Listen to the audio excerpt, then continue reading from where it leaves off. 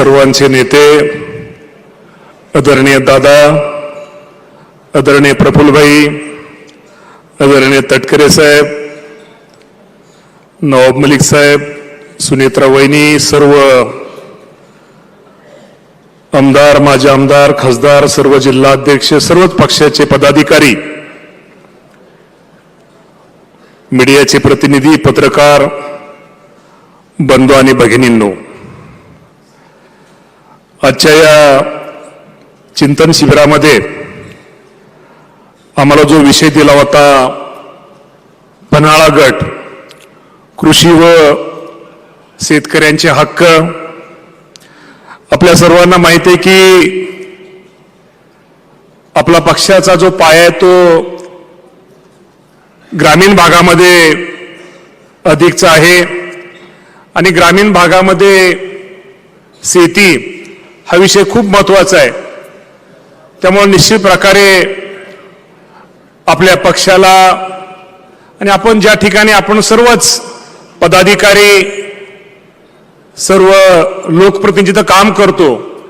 तिथं शेती विषय हा खूप महत्त्वाचा असतो आणि मला जो विषय दिला होता कृषी आणि शेतकऱ्यांचे हक्क,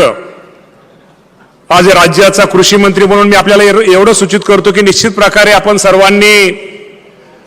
ज्या कृषी विभागाच्या अनेक योजना आहेत, राज्याच्या आहेत, केंद्राच्या आहेत, त्या योजनेचा लाभ माझ्या भागामध्ये, माझ्या तालुक्यामध्ये, माझ्या सर्वसामान्य शेतकऱ्यापर्यंत, माझ्या गरीब, अल्पभूधारक, मागासवर्गीय, आदिवासी शेतकऱ्यापर्यंत योजना कशा पोहोचतील आणि त्या योजनेचा लाभ माझ्या त्या शेतकऱ्याला मिळून माझ्या पक्षाची ताकद, माझ्या नेत्यांची ताकद कशी वाढेल याचा आपण सर्वांनी खरं तर त्यामध्ये सर्वांनी भाग घेतला पाहिजे। आणि ग्रामीण भागामध्ये जो शेतकरी असतो, काही शेतकरी हे अडाणी असतात, अशिक्षित असतात, त्यांना अनेक आपल्या ज्या योजना असतात त्याची माहिती नसते। आपल्या सर्वांना माहिती आहे की कृषी विभागाने एक जे आपल्या योजना त्याची एक पुस्तिका तयार केलेली आहे, त्या पुस्तिकेच्या माध्यमातून आपण स्वतः त्यामध्ये आपण वाचून त्यामुळे निश्चित त्याचा कसा फायदा होईल हे आपण सर्वांनी पाहिलं पाहिजे। कृषी विभागाच्या माध्यमातून किंवा आज जो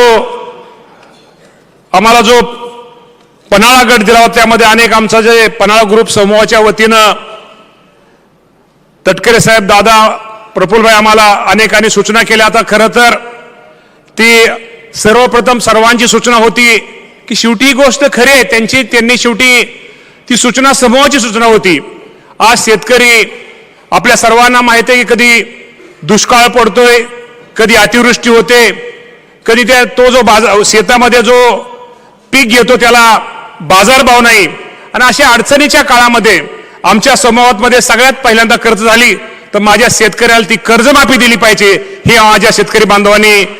त्यामध्ये सूचना केल्या। त्यामुळं निश्चित प्रकारे पक्षाच्या माध्यमातून आपल्या ज्या कृषी विभागाच्या योजना आहेत त्या योजना पक्षाच्या माध्यमातून कशा गावोगावी पोहोचतील ही पण सूचना केली। विशेषतः आमचे आजबे साहेबांनी सूचना केली दादा की दूध उत्पादक जे शेतकरी आहेत त्याचा जो आज आपण पाहतो की त्याला जो एखादा खाजगी संघ किंवा संघ जो दर देतो आणि बाजारात जे दुधाची विक्री होते याच्यामध्ये खूप मोठी तफावत आहे, त्या तफावतीमध्ये त्या बाबतीमध्ये शेतकऱ्याला कसा फायदा होईल याविषयी पण निश्चित प्रकारे चर्चा झाली। त्याचप्रमाणे कृषी विभागाच्या अनेक गोष्टी म्हणजे आज सांगणं वेळ कमी आहे, कृषी विभागाच्या ज्या गोष्टी किंवा कृषी विभागाच्या माध्यमातून आमचे जे कर्मचारी, अधिकारी किंवा जे तज्ज्ञ लोक आहेत त्यांचं एक निश्चित प्रकारे मार्गदर्शन हे प्रत्येक तालुक्यामध्ये, गावामध्ये झाले पाहिजेत।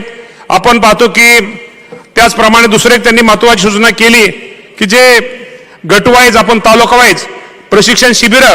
आणि आपण कृषी मेळावे हे निश्चित प्रकारे झाले पाहिजेत, जेणेकरून त्या बाबतीमध्ये जे स्टॉल असतात स्टॉलमध्ये शेतकऱ्याला नवीन नवीन शेतामध्ये इतर ठिकाणी इतर जिल्ह्यामध्ये काय चाललंय याची त्याची माहिती होते। त्यामुळं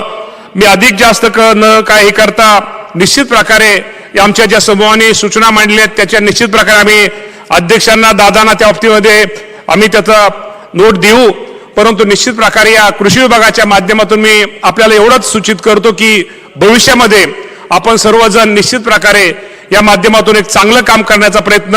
सगळेजण करूया आणि मला या गटाच्या माध्यमातून एक अध्यक्ष म्हणून काम करण्याची संधी पक्षाने दिली त्याबद्दल पक्षाचे आभार मानतो, आपले आभार मानतो आणि थांबतो. धन्यवाद. जय हिंद, जय महाराष्ट्र.